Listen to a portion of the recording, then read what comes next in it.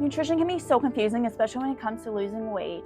My husband and I felt like we were in a plateau for years, and we're nutrition coaches, so we know what we're doing, but we just could not get past this specific plateau until we started doing this one thing. Jeremy was able to lose finally that 10 pounds that was so stubborn and so annoying, and I was able to lose an additional 10 pounds after having a baby. So follow along to find out what this one thing, this one guarded secret is in the nutrition world. Hi, I'm Joa. I'm just your friendly neighborhood nutrition coach trying to help you newbies how to navigate nutrition. It can be really confusing and it shouldn't have to be. So follow along and let me help you. Alrighty, so let's just get into this. What is a high carb diet? Now, when I'm talking about carbs, I'm not talking about simple carbs, mainly meaning things like refined sugar, white flour, even white rice. Any of those things are called simple carbs, and I'm going to have a list right there. All of those simple carbs. I'm not talking about those. Forget about those. I'm talking about delicious, amazing, complex carbs. I'm talking about vegetables. Yes, vegetables are carbs. Fruit, carbs. Whole grains, legumes. All these amazing things for your body that help you lose weight. That is a high carb diet. This is what we want your bowls to look like when you're eating dinner every night. Trust me. Now, what does it mean with low fat? There's always a lot of confusion around what is low fat. When I'm talking about low fat, I'm saying less than 15% of your diet. Also, another way of looking at it is 30 grams of fat or less. That is low fat. If you are higher than that, then you are in moderate fat, and that is not the diet we're talking about. Now, a lot of people will consume 50 grams of fat and think that they're in a low fat diet. That is almost double the amount of fat than what's actually considered low fat diet in a lot of medical communities. So when I'm talking about low fat diet, I'm talking about a legitimate low fat diet. So it might sound crazy, like how do I even eat only 15% of my diet from fat and high carb and high protein? It can be done. Also, let me know down below, have you ever attempted what you thought to be a high carb diet or a low fat diet only to find out it wasn't what you thought it was? Let me know. So it all comes down to this hidden gem, this hidden secret of the nutrition world, this thing called calorie density. And it ties into a low fat diet. So protein and carbs are actually less calories per gram than fat. It's editing Joa here, so I totally messed up this part, so let me just add it in. Fat is 9 calories for every 1 gram. So that means that if you have 1 gram of something that is fat heavy, it is 9 calories, which is more than the other. Still might be a little confusing. So here's some examples. This tablespoon of oil, which is essentially just straight fat, is 100 calories. This apple is 100 calories.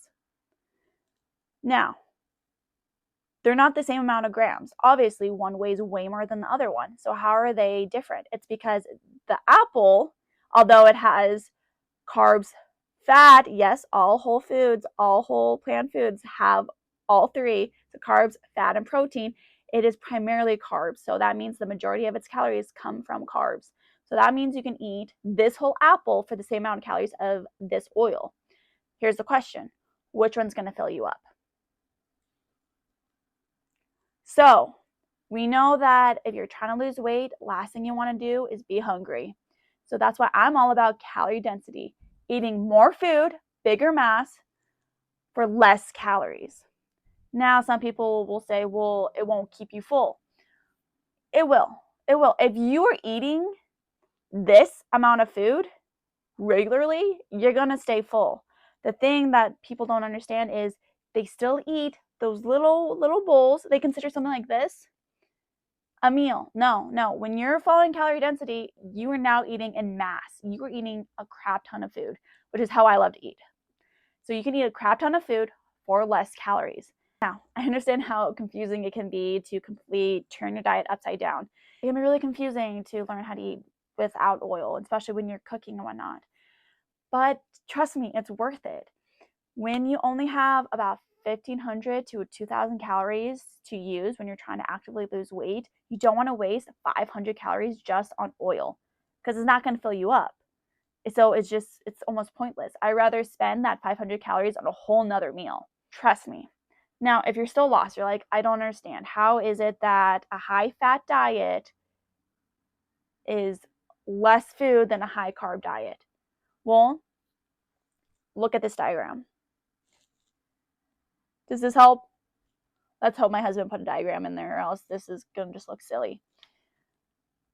Trust me, if you're still lost, if you're still confused, let me know down below. I will walk you through this. This secret is how I lost my weight. This is how I was able to not gain any excess weight during my pregnancy.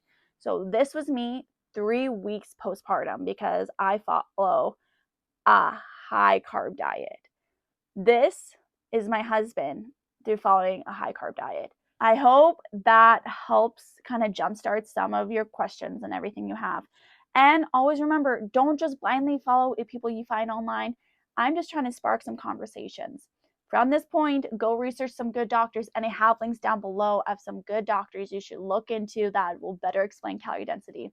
But just know that if you actually want to lose weight, it's not eating high oil, high butter diets. It's all about eating more, eating in bulk, and eating food that's going to make you happy. If you want to eat a crap ton of potatoes and bananas and rice and all the delicious goodies out there, you can, and it's going to be great for you. So all my resources down below. I hope that's not too rambly, and I hope you got something from this. So like and subscribe if this video was helpful, and I will see you next time.